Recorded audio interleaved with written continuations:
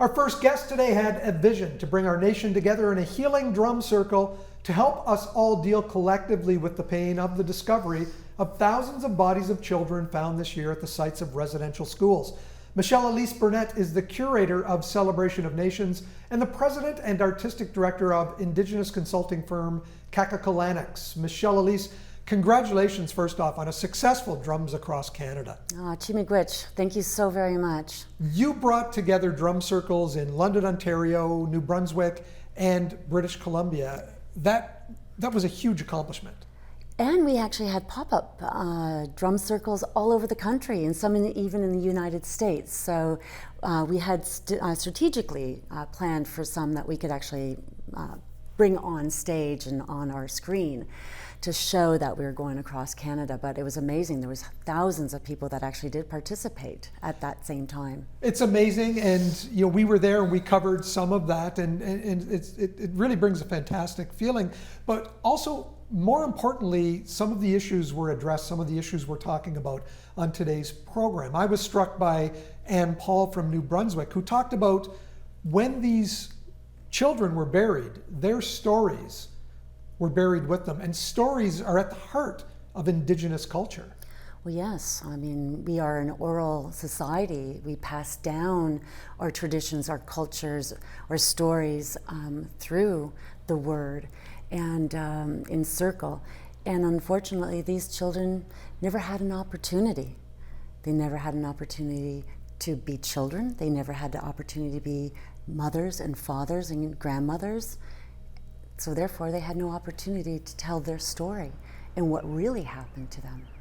You've told me that this is just the tip of the iceberg. Mm-hmm. We can go back to 1867, the BNA Act, or as you call it, the Indian Act, that really took control of Indigenous people's lives and allowed the government to do what they wanted to these people. What else was done? Oh, just an example on top of the fact that they controlled Indian people and lands.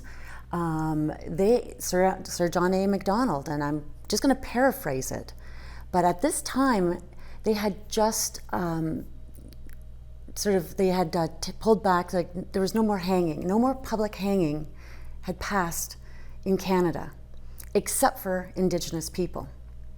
And Sir J. Macdonald had said, "We will hang the Indian, the red man, in public so that he understands that the white man will prevail."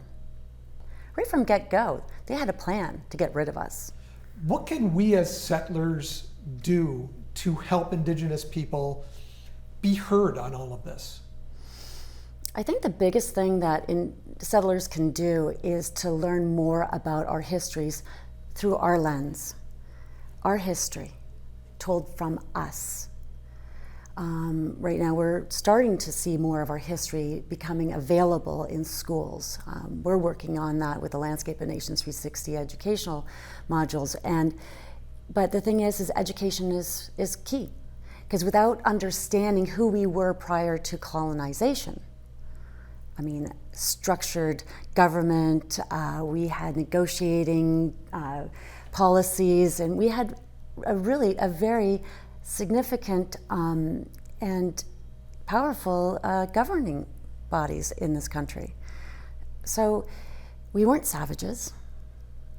When I look at that BNA Act and how it was taught to me years and years ago in school, I believe it was taught to me as a landmark act in the creation of our country. And really now, as you say, we're peeling back the layers and looking at that act as genocide, as the beginning of the genocide. Mm-hmm. And it's key that today's children learn it the right way, is it not? Correct, absolutely, because what you were celebrating as a non-Indigenous person, we were suffering. And those pains have followed in generations leading to today. That intergenerational trauma is alive and well, unfortunately.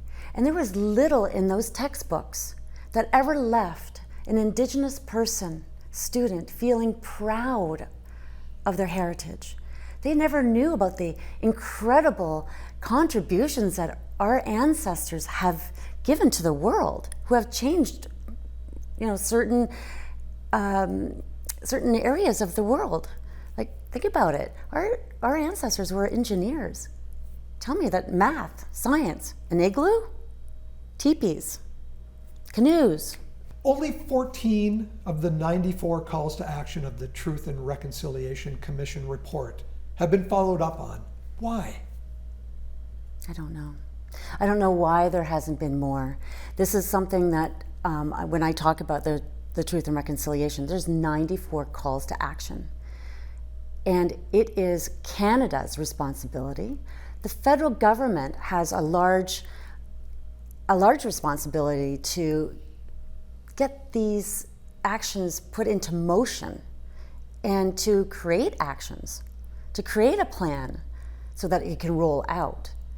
But the rest of Canada has to do the same thing. So whether you're a mother at home, whether you're a school teacher, whether you're a business owner, someone in an institution, look at those 94 calls to action. And what can you implement? What can you create and put action to? What goals are you going to make? Because we're all in this together. It can't be just the government, and it's really not our responsibility, but it's all of Canada's responsibility to push it forward. Yes. Don't sit back and say, what can I do? Get the 94 calls to action. See what you can do. Excellent. Call to action yourself. Michele-Elise Burnett, thank you so much for joining us today. Chi miigwech, nyawe goa. Really appreciate it. Thanks.